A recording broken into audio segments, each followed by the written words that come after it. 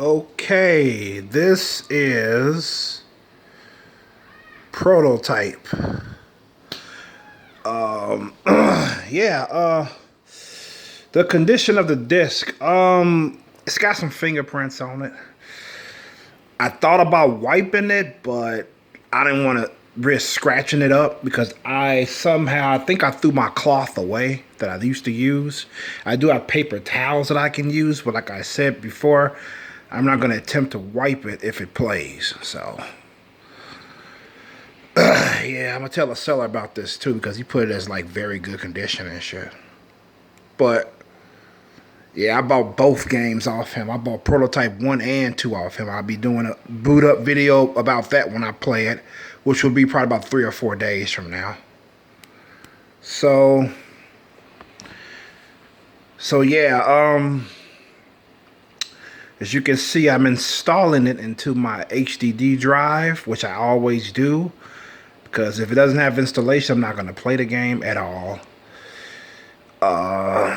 So that's how I roll with my Xbox. So yeah, shit had a hell of a day today. I went out grocery shopping today, and yeah, I was feeling sick as I was on my way to the fucking bus stop. I was like, wow. But yeah, I always get a little nervous about booting up these old games. I have a little. Every time I do these videos, I'm always a little nervous, even if the game looks in pristine condition, because I've gotten, like I said, I've had experiences where the game was like no scratches, no blemishes, no fingerprints on it, and it still wouldn't play and shit.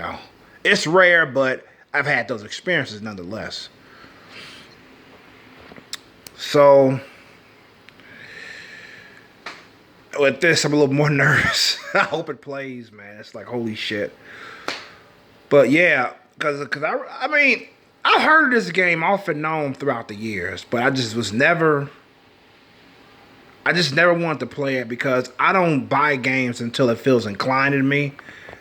I do like watching reviews, whether they rave reviews or good reviews on games, but those reviews don't influence my purchase. What influences my purchase is my interest in the game. At the same time, I like hearing other people's opinion on said game or movie, or what have you. So that's why I read opinions. That's why I read reviews, watch videos on reviews and stuff like that. But yeah, let's see. What made me get Prototype? What made me give it a shot? I was on YouTube one day, and I just decided to look up some gameplay on it. Because I heard people praising this game before, and especially the first one, which I have now, which you see on the screen now. And I said, let me look at a couple of screenshots, promotion, videos, gameplay. The first one I looked up was gameplay. I liked it. Reminded me a lot of Infamous, the Infamous series. And I wasn't surprised that people were actually comparing it to Infamous. It's open world like Grand Theft Auto. You can pretty much fucking do anything you want in this world without consequence. And the difference between Infamous and this one, which I read, is that this doesn't have the moral choice mechanic, which I thought was like a major, which is a major draw for me to play Infamous, is the moral mechanic, where you can go as a bad guy or a good guy, or and put it in more professional terms, you could be a renegade or a paragon. So I thought that was fucking awesome. But this game apparently doesn't have that. It lacks that. Because somebody said one time, they said it, I've read it, and they said that they liked the game, but they just wish they had that moral compass like Infamous had. Yeah. I'm thinking that the story doesn't allow it to have that. That's why. Because apparently, from what I heard, John Mercer, which is the guy in the first game here, which you see him over there in the corner there, John Mercer, he he became quote unquote evil because he felt that New York was no longer worth saving. You know, that's what I read, and because people was asking the question in part two, why all of a sudden is John Mercer the bad guy? Why are you playing somebody who wants to kill him? Why did John Mercer became evil? You know, and that's basically the reason why he said, "Fuck it, New York is not worth saving." You know. And as of this video, I do not know what happened to the guy in part two's wife and child. Obviously, John Mercer was involved in their deaths. And the guy in part two wants to get revenge. So people say, oh, it's pretty weird that you played the guy in the first game as a protagonist, and yet in the second game, he's the ultimate bad guy, you know. Yeah, it's a trip. It's something that a lot of games don't do, you know. A lot of games don't do that. They don't... I thought that was that was a pretty good draw for me to play this game, to anticipate playing this game even more, was the fact that you get to play the guy in the first game. In the second game, he's the fucking antagonist, you know. I thought that was pretty fucking cool.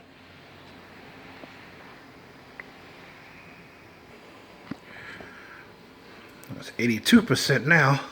83. Woohoo! Okay, that's what prompted me to start this boot up series. Use game boot up series at that. I don't do it's got dark, hold on. I don't do new game boot up series. I don't do that. I only do used games only because, you know, every time I boot up a used game, I talk to myself. Sometimes I go, hope this motherfucker work. I be thinking out loud sometimes. I said, fuck it, why not just make a video on me doing this shit? You know? And this also keeps my nerves at ease when I talk. And I talk about video games as this game is booting up and shit, or I'm about to play the game and shit like that. It keeps my nerves calm.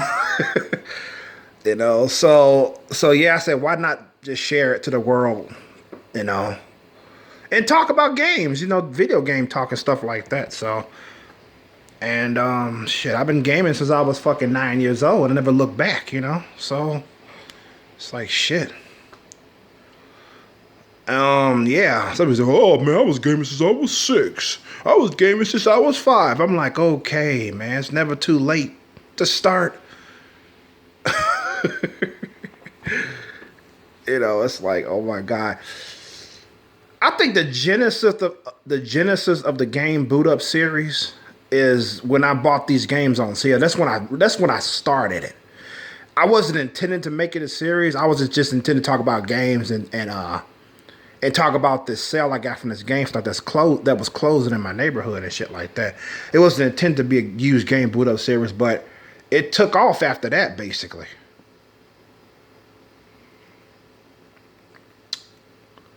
I mean, it really took off after that, you know.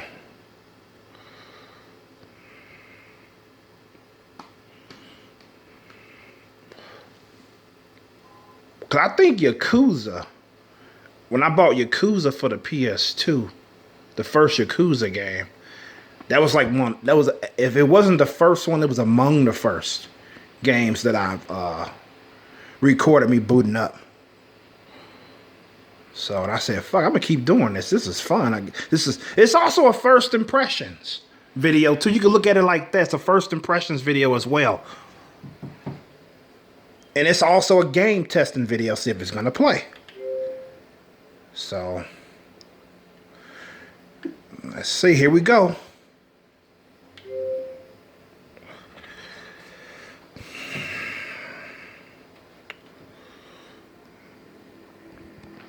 And I own games now that looks terrible from the back. I mean, holy shit.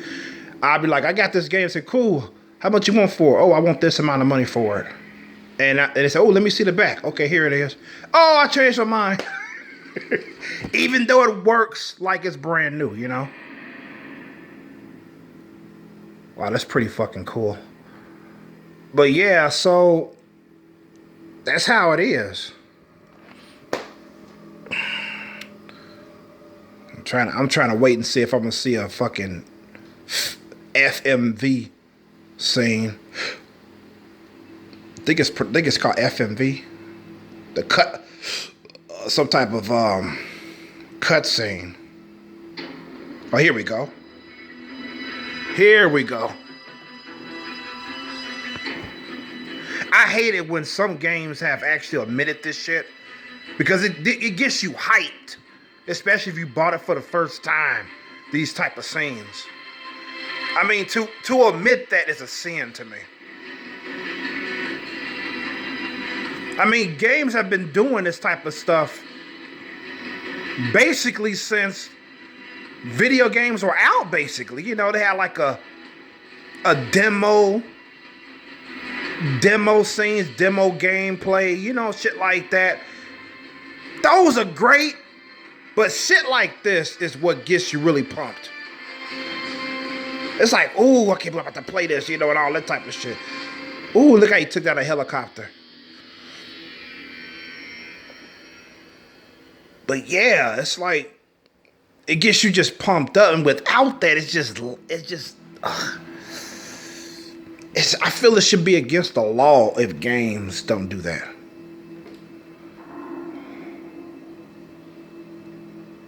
Because even classic retro games, they had like a little cutscene in the beginning of it and shit like that.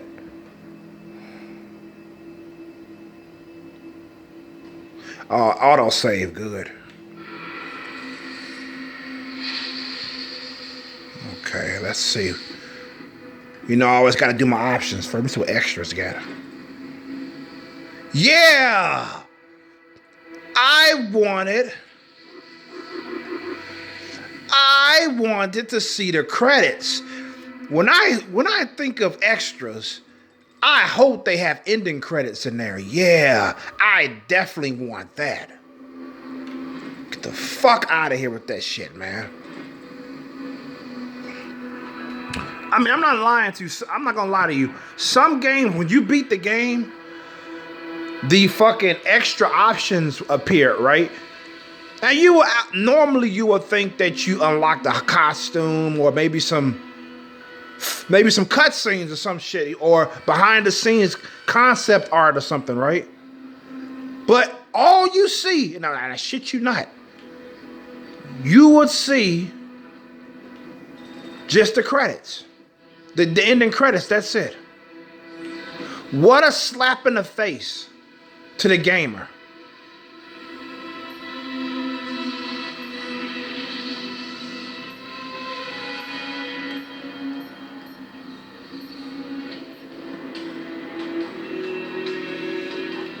It's a huge slap in the face.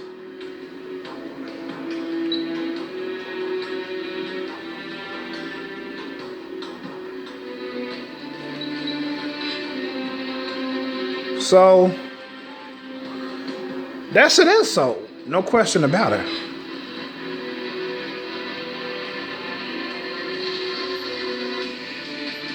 Yeah, I want both of them inverted. That's the thing about me. I like my down button to be up, my up button to be down, my right directional button to be left, and my left directional button they make the camera go right. I'm an invert gamer.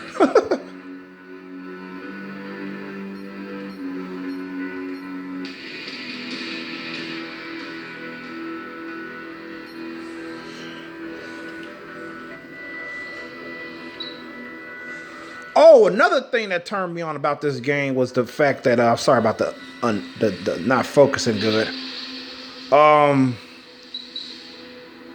Was that I like the language. I like the dialogue. I like the swear words that they use when they speak, because that's how people talk today. I love that shit. And I had to know. The reason why I was looking up dialogue because somebody wrote that the voice acting is bad. You know, I even purchased the game at this point, and you know I had to look that up. Because bad voice acting equals what with me? In case you don't know, now you fucking know. It means I'm not gonna fucking play it. Just ask Resident Evil 1. Never playing that game because of bad voice acting. It's fucking terrible. Normal. Hard and available yet, huh? Wow, Gamer Thumb TV would be pretty upset.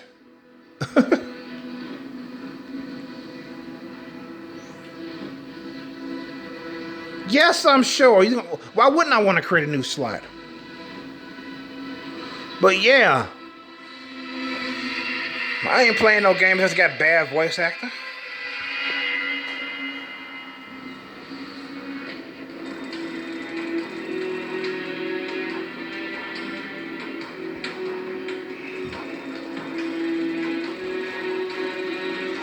Oh shit, I thought it was loading. I'm just waiting here.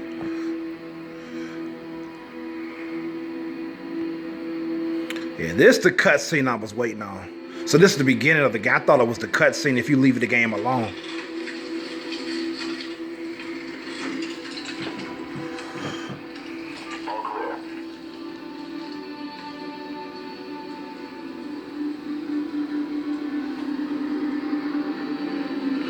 Canal Street. Alex Mercer. I'm the reason for all of this. They call me a killer, a monster, a terrorist. I'm all of these things.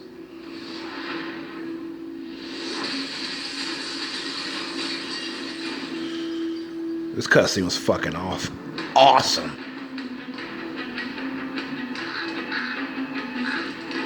Oh, look at that dead body. This phone doesn't know. It's good. It's a good picture on the phone, don't get me wrong. But it doesn't really do it justice until you see it with the naked eye. Oh my God. I consume. I become. I'm gonna find out who did this to me. And I'm gonna make him pay. You know what he sounds? He sounds like dude that played Magneto in the X-Men movies. Michael, what's his name? Michael Fassner? That's who he sounds. I think his name Michael Fassner. That's what he sounds like. And I love him as Magneto. Holy shit. The young Magneto I'm talking about. I ain't talking about the one who played him in the first X-Men. I'm talking about when he played young Magneto. We're clear. Move up. You with me.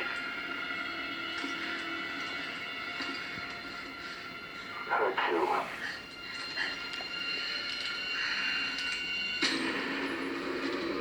Oh, they killed. She must have been infected.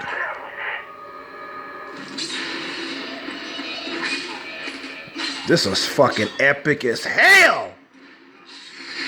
Man.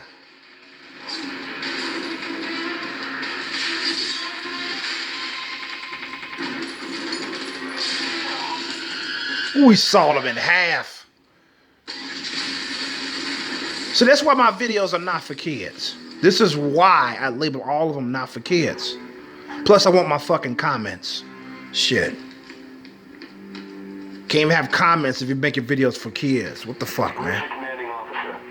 Sir, he's in Times Square. I'll call for transport. So I love when people comment on my videos and they say what they like about it and all that, how much they enjoyed it. That makes my fucking day, man.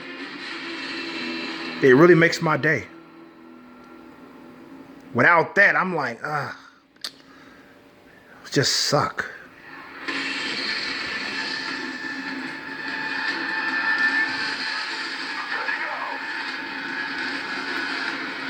Okay. Should they shoot me there already? They put me right in the fucking, right in the middle of the action. So, that's it. That's prototype. In the future, I will be doing gameplay videos on it. So stay tuned for that if you want to see more, if you want to see this game in action, if you've never seen it before. I don't know how soon I'm going to have videos on it, but I'm going to in the future, so With that being said, it's White Chromosome signing out. Peace and love and good health to you all. Be safe out there.